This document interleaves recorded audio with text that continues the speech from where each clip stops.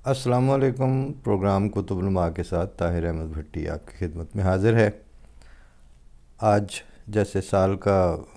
آخری ہر پروگرام اس سال کا آخری پروگرام ہوگا، تو جتنے بھی سیگمنٹس ہم سال بھر آپ کی خدمت میں پیش کرتے ہیں کم یا زیادہ، تو میری کوشش تھی کہ آخری 2 دنوں میں سب سیگمنٹس کا ایک پروگرام ضرور آپ کی خدمت میں پیش ہو جائے۔ وقتاً فوقتاً کی بے قاعدگیاں تو زندگی کا حصہ ہیں، لیکن جن جن چیزوں کو ہم نے شروع کیا ہوا ہے وہ کم از کم اول اور آخر میں ان کا ایک جاری تسلسل وہ کسی قاعدے کے ساتھ یا کسی بھی تسلسل کے ساتھ آپ کی خدمت میں پیش کر دیا جائے تو دوران سال کی بے قاعدگیوں پہ ندامت کا احساس قدرے کم ہو جاتا ہے۔ یہ چودھری محمد علی صاحب کی میں نے 2 غزلوں کا آج انتخاب کیا ہے باب سخن کے لیے، اور یہ تو میں اکثر اپنے دوستوں سے کہتا رہتا ہوں کہ یہ کتاب کہیں سے کھول لی جائے اور کوئی سی غزل شروع کر دی جائے چوئی صاحب کی، تو اردو ادب کو ایک آدھ نیا استعارہ کسی نہ کسی مصرے میں آپ کو مل جائے گا۔ تو میں پیش کرتا ہوں کیونکہ بہت اگنور کیے ہوئے شاعر ہیں اور بہت قد آور ہیں ادبی حوالوں سے۔ جب لوگ سنتے ہیں تو پھر کہتے ہیں کہ ہم ان کو کیوں نہیں جانتے۔ تو ارباب حل و عقد نے، آپ کے میڈیا نے، آپ کے اشاعتی اداروں نے جو ظلم جاری رکھے ہوئے ہیں ان میں سے ایک یہ بھی ہے کہ اس پائے کے لکھنے والے، ان کا جرم بھی صرف یہ کہ وہ اپنے احمدی ہونے پہ کمپرومائز نہیں تھے کرتے۔ در کھٹکھٹا رہا ہے قفس کا زمانہ کیا، در کھٹکھٹا رہا ہے قفس کا زمانہ کیا، آہٹ کا جو اسیر تھا وہ بھی نہ مانا کیا، پتا کوئی ہلا تو پرندہ لرز گیا، شاخ نہال غم پہ کیا آشیانہ کیا، مجھ کو یہ ڈر ہے تو کہیں ناراض ہو نہ جائے، ان کو یہ خوف ہے کہ کہے گا زمانہ کیا، اب ڈھونڈتے پھرو ہو ابس اپنے آپ کو، آئے تھے شہر ذات میں تم فاتحانہ کیا، اور جینا اگر محال تھا اس اژدہام میں، جینا اگر محال تھا اس اژدہام میں، مرنے کا بھی نہ مل سکا تم کو بہانہ کیا، عہد غم فراق کی جنگ عظیم میں، عہد غم فراق کی جنگ عظیم میں، دل بھی لڑے گا عقل کے شانہ بشانہ کیا، اور فتووں کے لین دین پر قدغن نہیں رہی، فتووں کے لین دین پر قدغن نہیں رہی، حل ہو گیا یہ مسئلہ بھی تاجرانہ کیا، اور جس کے نصیب میں ہو کھلے شہر کی سلیب،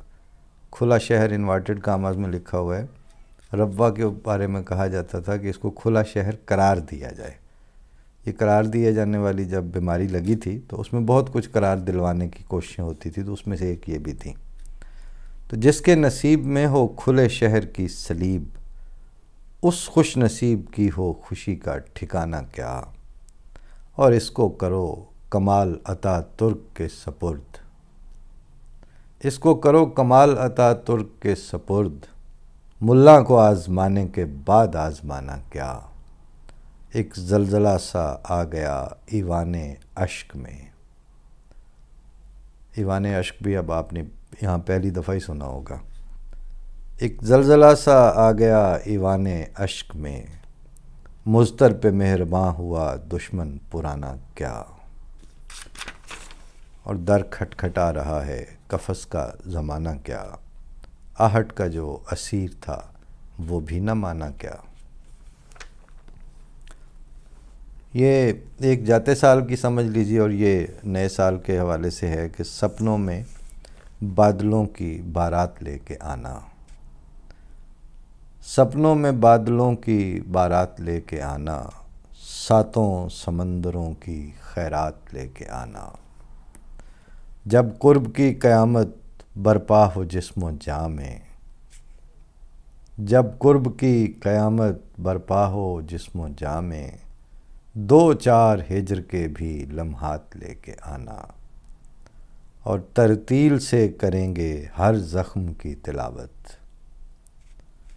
ترتیل سے کریں گے ہر زخم کی تلاوت، آنا تو فرقتوں کی تورات لے کے آنا۔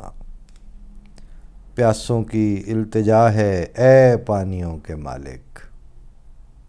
دشت نجف میں اب کے برسات لے کے آنا۔ حالات کا ہمالہ ہے ٹوٹ جانے والا، حالات کا ہمالہ ہے ٹوٹ جانے والا، موسم جو مستقل ہو وہ ساتھ لے کے آنا۔ اے رات کے مسافر اس سانولے سفر میں، جو دن کی ہم سفر ہو وہ رات لے کے آنا، اور داخل نہ ہو سکو گے سچوں کی سلطنت میں، داخل نہ ہو سکو گے سچوں کی سلطنت میں، آنا تو کوئی سچی سوغات لے کے آنا۔ فرقت کے فاصلوں میں اس عہد کی ہے عادت، وہ دن کو چھین لینا جو رات لے کے آنا، اور جن سے وفا کو لے کر آئیں جب آنے والے، جن سے وفا کو لے کر آئیں جب آنے والے، لازم نہیں ہے ان پر کچھ ساتھ لے کے آنا۔ پہچاننے میں مضطر دقت نہ ہو کسی کو، تاریخ کے پرانے صفحات لے کے آنا۔ پہچاننے میں مضطر دقت نہ ہو کسی کو، تاریخ کے پرانے صفحات لے کے آنا۔ سپنوں میں بادلوں کی بارات لے کے آنا، ساتوں سمندروں کی خیرات لے کے آنا۔ ذرا سا غور فرما لیا جائے تو ہر مصرع ایک انڈیکیٹر ہے، ہر شعر میں ایک خیال ہے اور ایک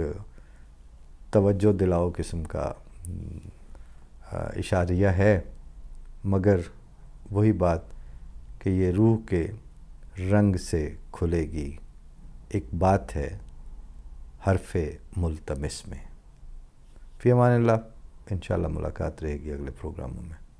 اللہ حافظ، السلام علیکم۔